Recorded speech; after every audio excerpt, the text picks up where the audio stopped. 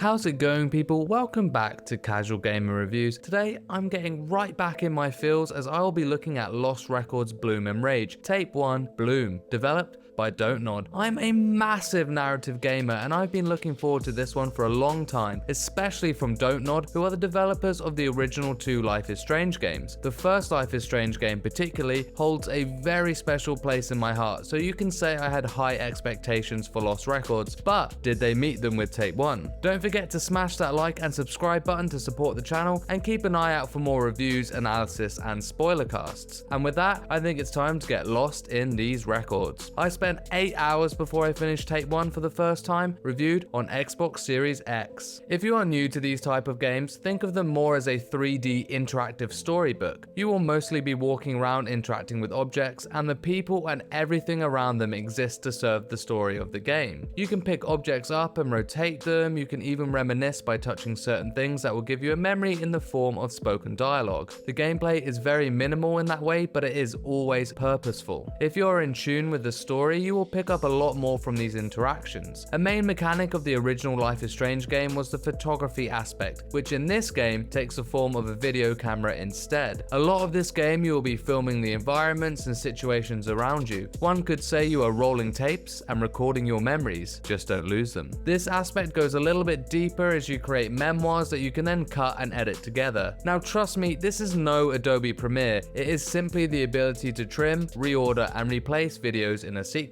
Whilst this is very basic, it was nice to see them try to add something with a bit more gameplay to this title. The recording does play a big part in the story, but it is also used for the collectibles, which I will touch on later, but in short, it is used far better in story beats than for collectibles. There are some light puzzle elements in some of the later story situations where you have to find something to progress or rotate some fuses in a breaker, but nothing that is gonna make you sweat. As I said at the top, everything in this game exists to serve the story, and because of that, I think it would be apt to talk about the narrative side and the characters. Lost Records Bloom and Rage has split its release into two parts, Tape 1 Bloom and Tape 2 Rage, a slightly different take from their previous episodic outings with Life is Strange 1 and 2, which both had 5 episodes. Tape 2 hits on April 15th, so it is not a long wait at all. I've been mentioning Life is Strange a lot as I love it so much, but that will be the last you hear of it for this review, as I'm pleased to say Lost Records, in Tape 1 specifically, stands on its own 2 feet with a story and characters that gripped me. It didn't start that way though, admittedly. This story focuses on 2 time periods, the present and the past. The present day is 2022 and the past day is the summer of 1995. Not only do the timelines shift, but so does the perspective. In the present day, you will play in first person, whilst in 1995, you are in third person. The playable character Swan has a chance encounter where she ends up meeting 3 girls, Autumn, Nora and Kat, in July of 1995 when all girls are 16 years old. They immediately become best friends and effectively bond over their insecurities and sticking the finger up to the man, as sadly they all have history of emotional turmoil. Now this stuff is right up my street because I love emotional drama and gut punches, but what I most liked about these girls is that they all seem pretty relatable. People who are into all that nerdy shit and punk music, both of which I loved as a teenager and to be honest still do now. Through these shared mentalities, they form the Riot Girl band Bloom and Rage. You're probably wondering, well, what is the present timeline about? Well, I'll tell you in the most spoiler-free way that I can. Tape 1 actually begins in the present timeline, and you, playing as Swan, meet up with Autumn in the bar back in the hometown where you spent that summer back in 1995. Autumn has a box addressed to Bloom and Rage, and we quickly learn that the girls took a pact to never talk to each other again because of something that happened. Now in their 40s, they reunite to try and remember the events that occurred. That sets up the structure of the story as you will be grounded in the present timeline until a beat occurs that causes you to remember something that happened in 1995, and then you play that bit and so on. Immediately I was completely invested in the story as I wanted to delve deeper into the mystery and find out more. I would say that the first half of Tape 1 has very slow pacing as it builds the characters and their relationships with not only each other but also with you as the player. At times it can definitely feel boring, but towards the back half it all started coming together and I I would say that the last 2 hours I played were very, very good. A strong narrative marred with emotional trauma as well as a supernatural mystery, the DontNod special. I would have left some parts of the first half on the cutting room floor, but with the way it ended, I really can't complain too much. Dialogue options are the bread and butter of Lost Records, and in the 2 playthroughs I've done, I have managed different outcomes in even the smallest of encounters. I'm sure it will lead to differing overall endings, although I'm not certain how many there will be. It's not just outcomes that you can change, but also relationships between the girls themselves, and they will react differently to you based on this stat. This spider's web of narrative outcomes is always what draws me into these games, as it's just so immersive, and from the 2 playthroughs I've had, it really does hold up beautifully. I can say without a doubt in my mind that I am on the edge of my seat waiting to see how this story concludes in Tape 2.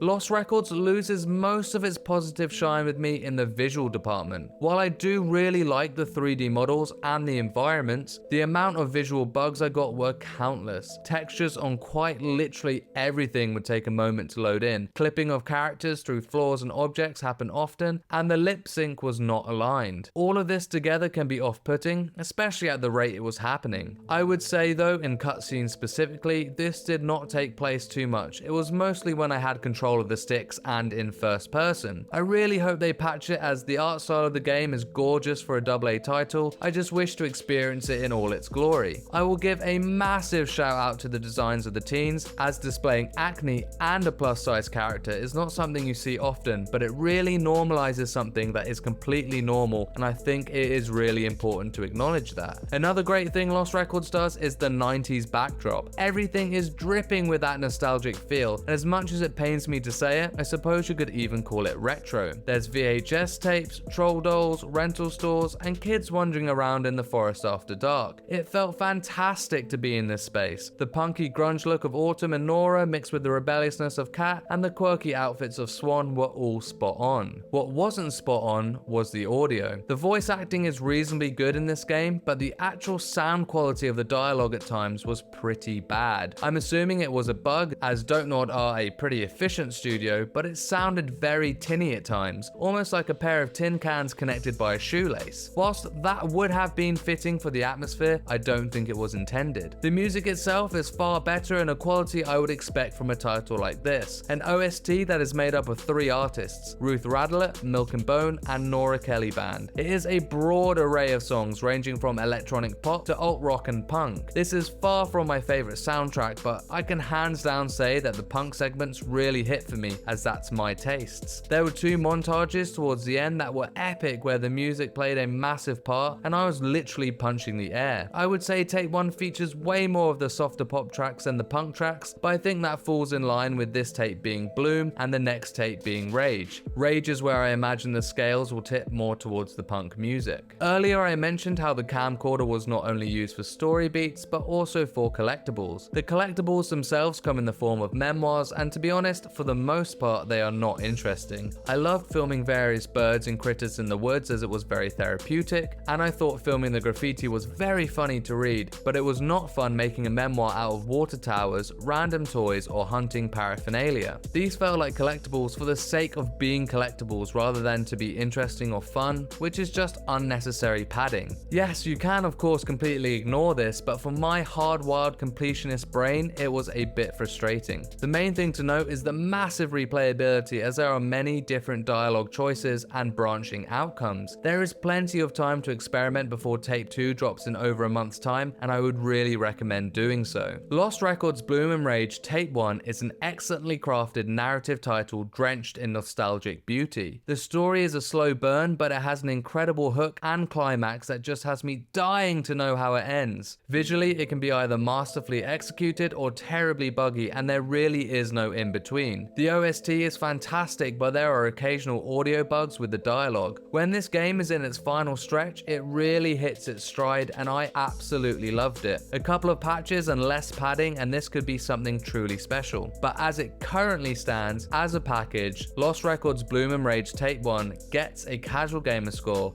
of 8 out of 10. Please look out for my review when Tape 2 hits next month, as I'm so intrigued to see if they can land this plane. Let me know in the comments below what you thought of Bloom, but please keep it as spoiler free as possible. If you enjoy this content, please leave a like and subscribe, and for everything casual gamer, keep it here. Peace and love.